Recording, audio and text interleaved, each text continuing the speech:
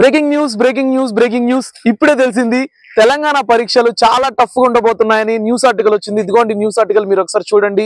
మనం ఇక్కడ ఎవరైనా పెద్దవాళ్ళని అడగడానికి ట్రై చేద్దాం. ఇదిగోండి అక్కడే వేదాంతం మాస్టర్ టీచర్ రూపేష్ సార్ ఉన్నాడు, ఆయన అడిగి తెలుసుకుందాం. కెమెరా నల్లా తిప్పు.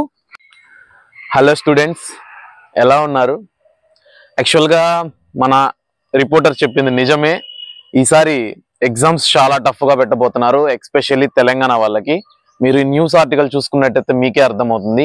సిబిఎస్ఈ తరహాలో ఎగ్జామ్ పెట్టాలని న్యూస్ లో రిపోర్ట్ వచ్చింది అనమాట. దాని మీనింగ్ ఏంటి? సిబిఎస్ఈ వాళ్ళకి ఎవ్రీ ఎగ్జామ్ కి 2-3 డేస్ గ్యాప్ ఉంటది.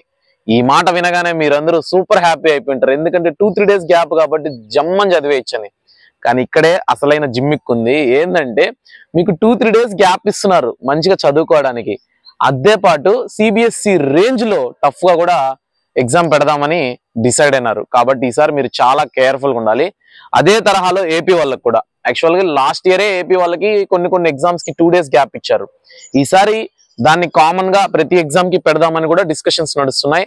అది కూడా ఒకసారి అమల్లోకి వచ్చిందంటే సిబిఎస్ఈ రేంజ్ లో మీకు కూడా పెడతారు. సిబిఎస్ఈ రేంజ్ అంటే ఎందుకు మిమ్మల్ని భయపెట్టట్లేదు, కానీ మీరు గుర్తుపెట్టుకోవాల్సింది ఏంటంటే అది చాలా టఫ్ అన్నమాట.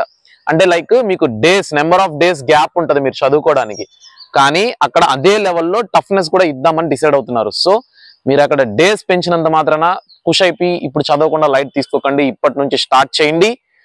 మనం అనుకున్నట్టుగా డిసెంబర్ ప్లానర్ ని ముందుకు నడిపించండి. ఒక వారంలో నేను అందుబాటులోకి వచ్చేస్తాను. Thank you so much.